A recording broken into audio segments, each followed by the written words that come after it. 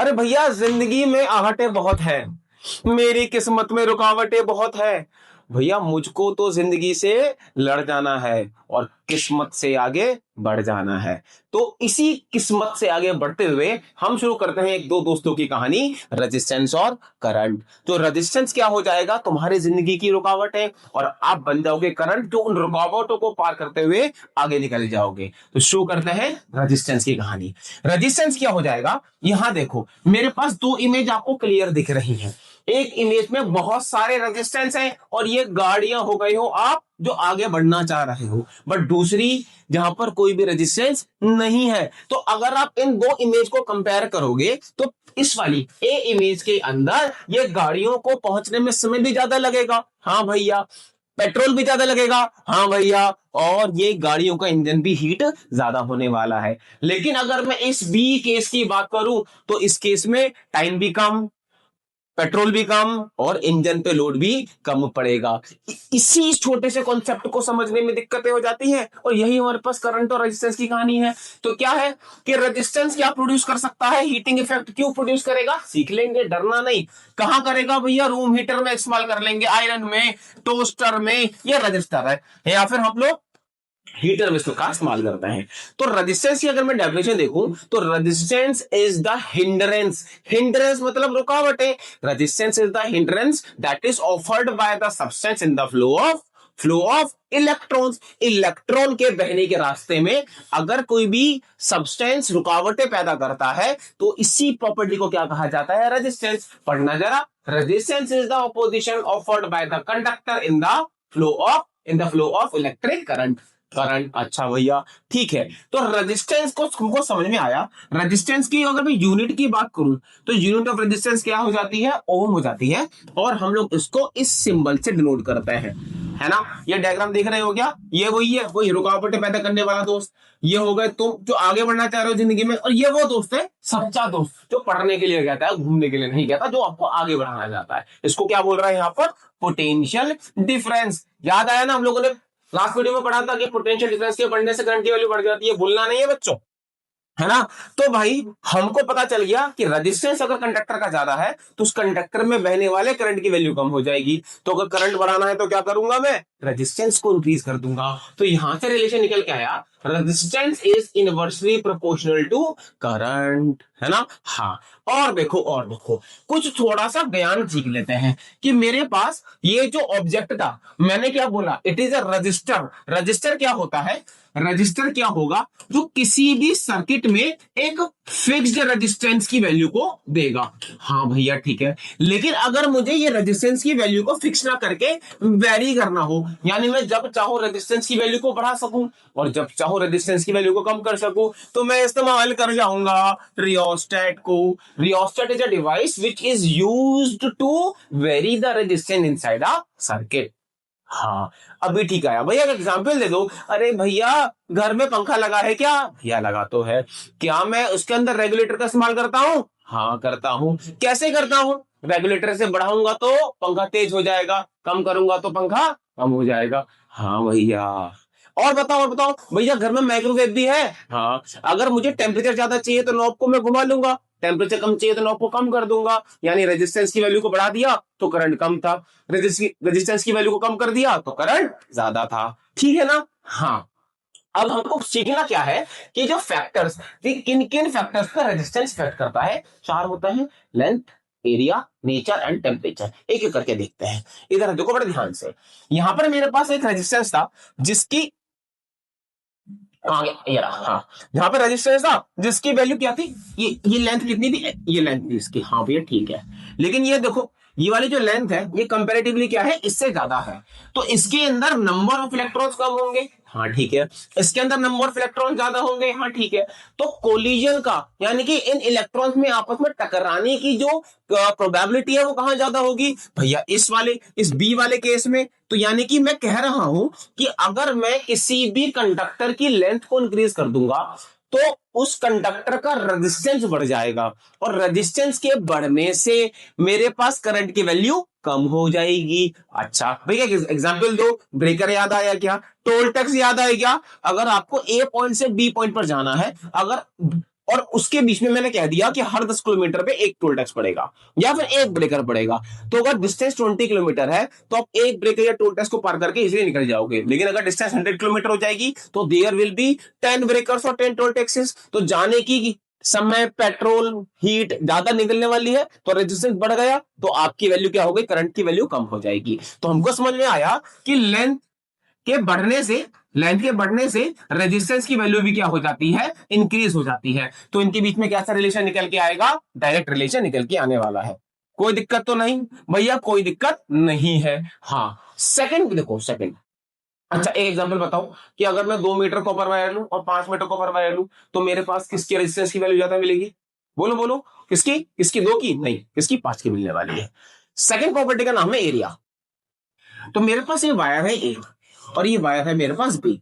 तो आपको क्लियर दिख रहा होगा the area of B is greater than A. तो एरिया बढ़ने से क्या होगा, आप एक लाइट एग्जांपल से समझिए कि मेरे पास ये दो केस हैं। यहां पर मेरे पास इस रास्ते में एक पिट आ गया है जिसकी वजह से जो ट्रैफिक है वो कंजेस्टेड हो गया है, तो यहाँ पर गाड़ियों के टकराने की प्रोबेबिलिटी बढ़ गई। हाँ भैया, लेकिन अगर यहाँ पे पिट नहीं होता तो गाड़ियां बहुत आसानी से फ्लो करके निकल जाती। तो सिमिलरली अगर मेरे पास किसी भी कंडक्टर का मैं एरिया इंक्रीज कर देता हूं तो उसके अंदर से फ्लो करने वाले इलेक्ट्रॉन्स का कोलिजन रेट कम हो जाता है। जब वो कोलिजन यानी टकराना उनका कम हो जाएगा तो रेजिस्टेंस की वैल्यू भी कम हो जाएगी। सिमिलरली मेरे पास कहा जाता है कि रेजिस्टेंस और एरिया आपस में इनवर्स रिलेशन में चलता है। इनवर्स का मतलब सिर्फ वही से जो अभी बताया कि एरिया के बढ़ाने से रेजिस्टेंस की वैल्यू कम हो जाएगी और एरिया के कम करने से रेजिस्टेंस की वैल्यू बढ़ जाएगी। लिखा भी यही है कि लार्जर एरिया का मतलब क्या होगा, more space for electrons to flow, जिसकी वजह से रेजिस्टेंस की वैल्यू कम हो जाने वाली है। फॉर द सेम रीजन हम घर में मेन वायर में 8 या 10 mm की कॉपर वायर का इस्तेमाल करते हैं, लेकिन जब मुझे सिर्फ एक बल्ब या एक पंखा चलाना होता है तो मैं 1 mm की वायर से काम चला लेता हूं, है ना। इंटरेस्टिंग है ना। तो हम लोगों ने दो प्रॉपर्टी पढ़ी, पहली लेंथ, सीधा रिलेशन, लेंथ के बढ़ने से रेजिस्टेंस बढ़ रहा है। सेकंड प्रॉपर्टी एरिया, एरिया के बढ़ने से रेजिस्टेंस कम हो रहा था। और थर्ड प्रॉपर्टी है हमारी नेचर ऑफ मटेरियल, नेचर, है ना। देखना कि मेरे पास तीन मटेरियल है, ये दोनों कंडक्टर हैं। ये कैसे है, मेरे पास कंडक्टर है, मतलब क्या, इनके अंदर इलेक्ट्रिसिटी फ्लो कर जाएगी। बट ये जो थर्ड है मैंने क्या लिया है, इंसुलेटर लिया है। कंडक्टर नंबर 1 एग्जाम्पल है कॉपर, कंडक्टर नंबर 2 एग्जाम्पल है आयरन और कंडक्टर नंबर 3 एग्जाम्पल है रबर।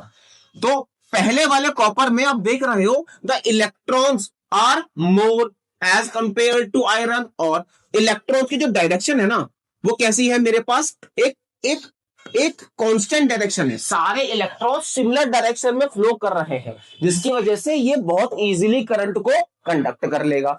लेकिन आयरन के अंदर जो डायरेक्शन है वो थोड़ी सी कैसी डायरेक्शन है, रैंडम डायरेक्शन है, और कंपैरेटिवली इससे इलेक्ट्रॉन्स की वैल्यू भी क्या है, कम है। तो इलेक्ट्रॉन जब कम होंगे तो इसकी कंडक्टिविटी भी कॉपर के मुकाबले कम हो जाएगी। बट अगर मैं कोई प्लास्टिक, कोई रबर या कोई ग्लास ले लूं तो अब उनके अंदर तो देखो एक या दो इलेक्ट्रॉन पाया जा रहा है, और वो भी कहीं ना कहीं कोई इधर जा रहा है, कोई इधर जा रहा है, कोई इधर जा रहा है, सच दैट कि इनका जो नेट मूवमेंट है वो हमेशा क्या मिलेगा, मुझको जीरो मिलेगा। जब नेट मूवमेंट जीरो है सॉरी, तो इलेक्ट्रॉन्स कभी भी एक पॉइंट से दूसरे पॉइंट पर पहुंच ही नहीं पाएंगे, और जब नेट इलेक्ट्रॉन्स पहुंच नहीं पाएंगे तो कंडक्टिविटी भी क्या हो जाएगी, जीरो हो जाएगी। तो इसी तरीके से हमको यह पता चला कि नेचर ऑफ मटेरियल भी बहुत बड़ा रोल प्ले करता है इन द फ्लो ऑफ करंट। अगर मेरे पास बहुत ही अच्छा कंडक्टर है, इसका मतलब यह है कि उस कंडक्टर के पास बहुत सारे फ्री इलेक्ट्रॉन्स है and they are moving in a particular direction. लेकिन अगर उसकी कंडक्टिविटी थोड़ी लो है, इसका मतलब ये है सीधा सीधा कि उसके पास इलेक्ट्रॉन्स तो है बट उनकी जो नेट डायरेक्शन है वो एक तरफ नहीं है। और अगर मेरे पास इंसुलेटर है तो उसके पास इलेक्ट्रॉन्स की भी कमी है और नेट डायरेक्शन क्या है, मेरे पास जीरो निकल के आने वाली है ना। चलिए पढ़ लिया कि लो रेजिस्टिविटी मतलब copper silver, high resistivity rubber and glass, और भैया एक मीडियम रेजिस्टिविटी नाइक्रोम के साथ टंगस्टन याद कर लेना भैया, है ना। मैंगनीज भी होता है वो भी याद कर लेना, क्यों, सीख लेंगे, है ना। फोर्थ प्रॉपर्टी की तरफ चलते हैं जिसका नाम है मेरे पास टेम्परेचर। टेम्परेचर, आप पहले ये डायग्राम फिर से देखो, डायग्राम नंबर ए देखो पहले, इसमें इलेक्ट्रॉन बड़ी आसानी से एक तरफ फ्लो करते चले जा रहे हैं, है ना। इनके अंदर कोई भी रैंडमनेस नहीं है। क्यों नहीं है, क्योंकि इनके अंदर अभी भी टेम्परेचर इतना बढ़ा नहीं है। लेकिन क्या हो अगर मैं इसी के नीचे थोड़ी सी आग लगा दूं, सोच के देखो क्या हो। तो अगर मैं जैसे इनके अंदर टेम्परेचर बढ़ाऊंगा, ये रिलेशन देखो, अगर मैं टेम्परेचर को इंक्रीज करूंगा तो इलेक्ट्रॉन्स की इंटरनल काइनेटिक एनर्जी इंक्रीज हो जाएगी। हाँ, अब इंटरनल काइनेटिक एनर्जी का मतलब मोशन से है। जब मोशन इंक्रीज हो गया तो इनका रेट ऑफ कोलिजन बढ़ जाएगा। रेट ऑफ कोलिजन का मतलब भैया, मतलब ये कि अगर पहले 10 सेकंड में 5 इलेक्ट्रॉन्स टकरा रहे थे, अब 10 सेकंड में 50 इलेक्ट्रॉन्स आपस में टकराएंगे, यानी टाइम के हिसाब से नंबर ऑफ कोलिजन इंक्रीज हो जाएंगे। तो जब रेट ऑफ कोलिजन बढ़ जाएगा तो हमारे पास तार क्या हो जाएगा, कंडक्टर क्या हो जाएगा, हीट हो जाएगा, है ना, और एनर्जी का लॉस हो जाएगा। एनर्जी का लॉस, अब एनर्जी का लॉस यानी जितना इनपुट मिला था उतना आउटपुट नहीं मिल रहा। एनर्जी का लॉस यानी रेजिस्टेंस बढ़ गया, एनर्जी का लॉस यानी करंट कम हो गया। तो यानी टेम्परेचर के बढ़ाने से भी रेजिस्टेंस की वैल्यू बढ़ जाती है और करंट की वैल्यू कम हो जाती है। देखते हैं क्या लिखा है। टेम्परेचर अफेक्ट्स इजीली कि हाउ इजी इलेक्ट्रॉन्स मूव, हाँ है ना। अब metals resistance increases with temperature, क्यों बताया, टेम्परेचर बढ़ा, इंटरनल काइनेटिक एनर्जी बढ़ी, रेट ऑफ कोलिजन बढ़ा और हीट की फॉर्म में मेरे पास एनर्जी का लॉस हो गया, तो रेजिस्टेंस भी क्या हो गया, इंक्रीज हो गया। एग्जांपल देखो, बल्ब का फिलामेंट, है ना। अब वापस आओ जरा, भूले तो नहीं, भूले तो नहीं हो, ये देखो, ये जितने भी मेरे पास एग्जाम्पल मैंने लिए थे, they are actually the applications of heating effect of current. मतलब कैसे कि अगर रेजिस्टेंस ज्यादा होगा तो इलेक्ट्रॉन्स, अभी बताया, कोलाइड करेंगे और हीट के फॉर्म में एनर्जी को लॉस करेंगे। और लॉस क्यों करना है, हम उसका ऐसा अप्लायंस बना देना कि वो हीट हमको किसी ना किसी काम में आ जाए। तो उसी के लिए हमारे पास बनाया गया बल्ब, उसी के लिए बनाया गया रूम हीटर, उसी के लिए बनाया गया टोस्टर, उसी के लिए बनाई गई ये क्लोथ की आयरन बनाई गई, है ना। तो ये इसी क्या हो गई है, बहुत इंपॉर्टेंट एप्लीकेशन हो गई है। तो हम लोगों ने अभी सीखा रेजिस्टेंस के 4 फैक्टर, लेंथ बढ़ेगा रेजिस्टेंस बढ़ेगा, एरिया बढ़ेगा रेजिस्टेंस कम हो जाएगा, नेचर ऑफ मटेरियल और टेम्परेचर, टेम्परेचर बढ़ने से भी रेजिस्टेंस बढ़ जाता है। अगर मैं इन सबको आपस में लिख दूं, है ना, कैसे, रेजिस्टेंस जो है लेंथ पे डायरेक्टली रिलेशन है और एरिया के इनवर्स रिलेशन में है। तो इस प्रोपोर्शनैलिटी का साइन हटा के हमारे पास एक कांस्टेंट लग जाता है रोहो, रोहो, रोहो, बोलो रोहो, है ना। और इस कांस्टेंट को बोला जाता है रजिस्टिविटी। क्या बोला जाता है, रजिस्टिविटी। भैया समझ नहीं आया, समझने के लिए, एक कंडक्टर कितनी आसानी से इलेक्ट्रॉन्स को फ्लो करने देगा, वो उसकी कंडक्टिविटी, हाँ ठीक है। तो एक कंडक्टर कितनी आसानी से इलेक्ट्रॉन्स को फ्लो करने नहीं देगा, कितना ज्यादा रेजिस्टेंस प्रोड्यूस करेगा, वो उसकी रेजिस्टिविटी।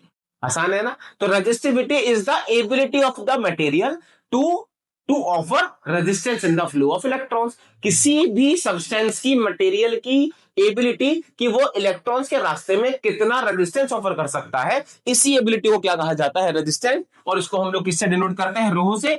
और रेजिस्टिविटी की यूनिट यूनिट होती है ओहम मीटर।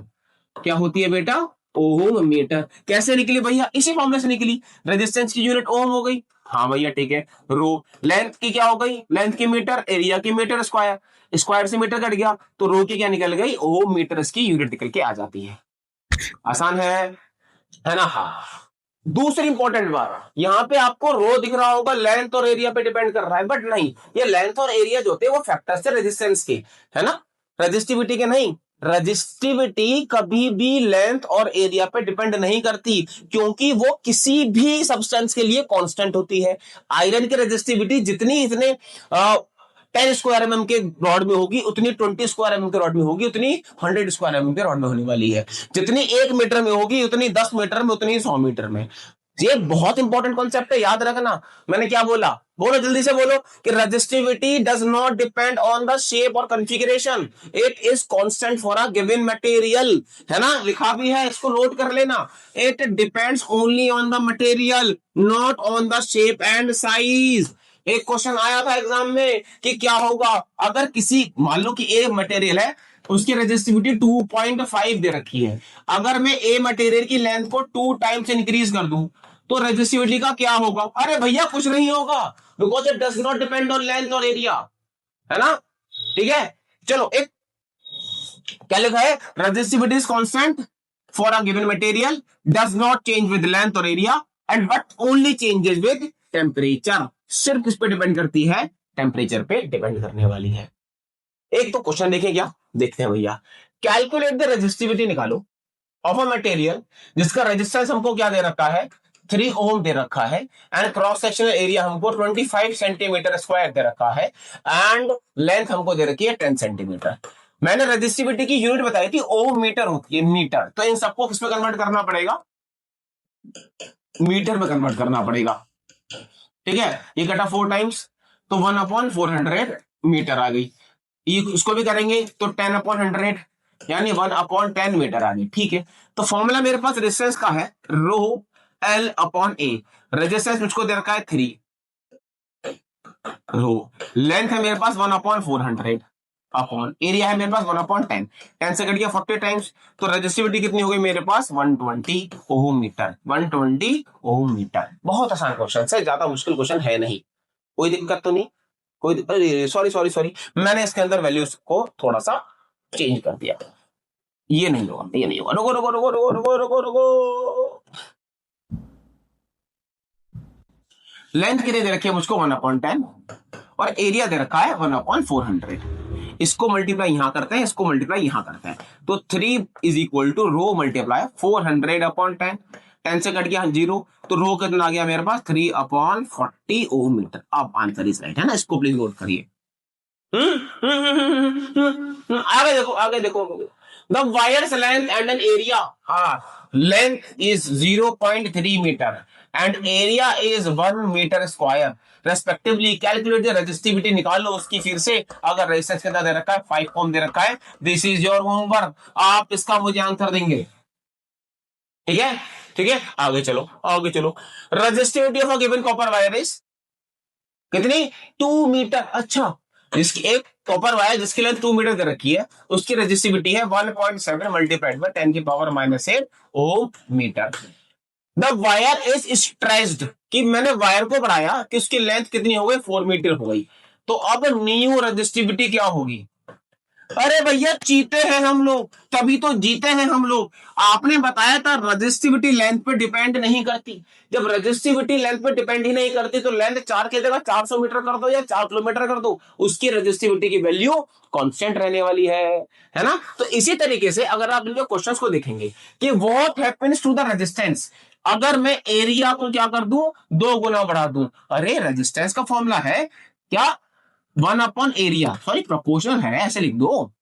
अगर एरिया को आप 2 गुना बढ़ा दोगे तो रेजिस्टेंस क्या हो जाएगा, 2 गुना कम हो जाएगा। इसका आंसर क्या है, resistance, resistance decrease by 2 times. आसान भैया, अगर एरिया बढ़ गया जितने प्रपोर्शन में एरिया बढ़ेगा उतने ही प्रपोर्शन में रेजिस्टिविटी कम हो जाएगी, रेजिस्टेंस कम हो जाएगा। लेंथ को आधा कर दिया, अरे रेजिस्टेंस और लेंथ में क्या रिलेशन था सीधा, यानी ये कितनी हो गई L/2।